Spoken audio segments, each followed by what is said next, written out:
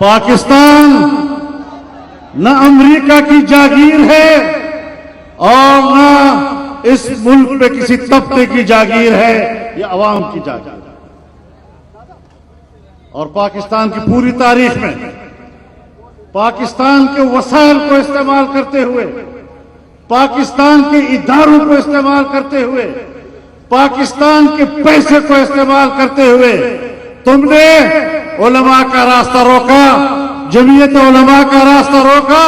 हमने एक तवील जद्दोजहद के बाद आज अवाम में एक मकाम पैदा किया है और अब इलेक्शन के निजाम में हम इंशाअल्लाह आपको दिखाएंगे कि तुम चोरी कैसे करते हो। आपने देख लिया 2018 के इलेक्शन में कि 2018 के इलेक्शन में जाली नतायज आए, उन्हें अंदाजा ही नहीं था कि जमीयत उलमा ऐसा रद्द-ए-अमल देगी। और मैं अपने भाइयों को कहना चाहता हूं कि आप तो आज इस्राइल के खिलाफ जंग लड़ रहे हैं, हमने तो 2018 के बाद इस्राइली एजेंट के खिलाफ जंग लड़ा और आज उसको मकाफात अमल के हवाले किया है।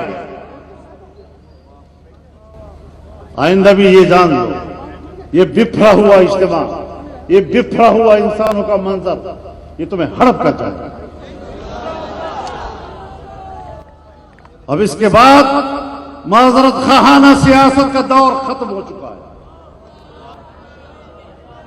अब आमना सामना होगा, दो बदू मुकाबला होगा। तुमने पाकिस्तान का चेहरा तब्दील कर दिया है। शर्म नहीं आती इन लोगों को? लोगों की कुर्बानियां ला इलाहा इल्लल्लाह के नारे पे हासिल की, हजारों माओ बहनों की इज्जतें और इस्मतें कुर्बान हुई, लाखों मुसलमानों ने अपना खून पेश किया, खून का नजराना पेश किया और तुमने 75 साल ला इलाहा इल्लल्लाह के नारे का मजाक उड़ाया।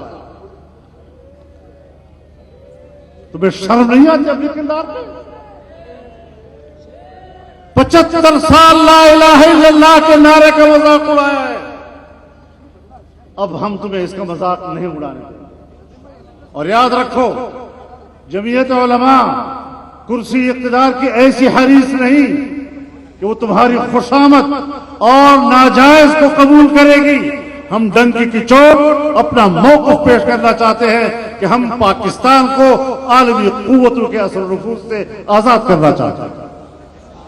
हम सियासी तौर पर भी आजाद होना चाहते हैं, हम माशी तौर पर भी आजाद होना चाहते हैं, हम दिफाई तौर पर भी आजाद रहना चाहते हैं।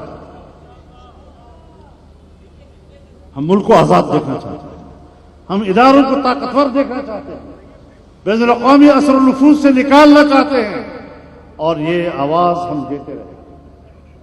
अमेरिका को भी बता देना चाहते हैं कि हम आपकी मर्जी से इक़्तिदार में नहीं आना चाहते। मुझे पता है कि पाकिस्तान में कौन कौन लोग पांव लंबे करके बैठे हुए हैं कि अमेरिका बहादुर हमें कुर्सी पे बिठाएगा। तो बैठे रहो, लेकिन तुम्हारे खिलाफ हमारी जद्दोजहद आजादी जारी रहेगी इंशाअल्लाह अज़ीज़। मेरे मोहतरम दोस्तों, अमन मार्च अवाम की बेदारी कि सिंध का मसला है और यहां पर डाकुओं का राज, यहां पर स्ट्रीट क्राइम्स आम आदमी की जिंदगी को अजीरन कर दे। कानून की तरफ हुकूमत की जिम्मेदारी है कि वो शहरियों की जिंदगी को तहफ़्फ़ुज़ दे। आप तो यहां पर बैठे हुए हैं, आप हमसे पूछे ना खैबर पख्तूनख्वा में क्या सूरत हाल है, आप हमसे पूछे बलूचिस्तान में क्या सूरत हाल है। वहां तो इदारे भी महफूज नहीं है, यहां तो शहरी महफूज नहीं है। वहां तो इदारे भी महफूज नहीं है, शहरी तो शहरी रहे। जहां इदारे महफूज ना हो वहां आम शहरी कैसे अपने तहफ़्फ़ुज़ का एहसास करेगा? इसका मतलब यह है कि मुल्क कमजोर हो चुका है और मुल्क कमजोर होगा तो इदारे भी कमजोर होंगे। हम माशी लिहाज से दिवालियापन के करीब पहुंच चुके हैं और सूबा खैबर पख्तूनख्वा ने तो सरकारी तौर पर कह दिया है कि हमारे पास लोगों को तनख्वाहें देने के लिए अब पैसा नहीं है। ये यहां तक हम पहुंच चुके हैं। पाकिस्तानी मईशत को जमीन बोझ कर दिया गया। और मैं आपके जलसों में कहता रहा हूं, अदम एतमाद से भी पहले जब अभी कोई तब्दीली नहीं आई थी, तब भी मैंने आपके इज्तिमा कहा था कि मुल्क इस हद तक डूब चुका है कि अब उसको दोबारा उठाना बहुत मुश्किल हो जाएगा। हमारे सियासी ज़ुआमा स्टेज पर यह बात करते थे कि अगर इक़्तिदार मेरे पास आया 6 माह में मुल्क की मईशत को संभाल लूंगा। मैं उन्हें कहा करता था कि नहीं, अब वो हालात नहीं। अब इमारत हिल चुकी है।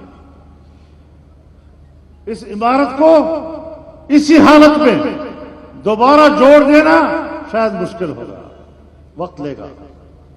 इसीलिए हम कहते थे फौरन इलेक्शन कराओ, इसमें ताखीर मत करो। लेकिन बहरहाल जो दोस्तों की राय थी, हम भी उनके साथ चले। आज फिर इलेक्शन का ऐलान तो हो गया, और खुदा करे कि वक्त पर इलेक्शन हो जाए।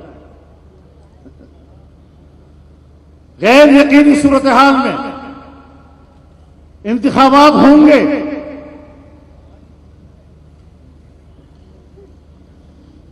सारे चैलेंजेस हमें कबूल हैं। हम मैदान में उतरेंगे इंशाअल्लाह, बल्कि हम उतर चुके हैं। और इन कुव्वतों को इंशाअल्लाह पाकिस्तान में शिकस्त देंगे। ये एक नजरियाती कुव्वत है, और इस नजरियाती कुव्वत ने कभी अपनी नजरियाती जंग पर कंप्रोमाइज नहीं किया, कभी समझौता नहीं किया।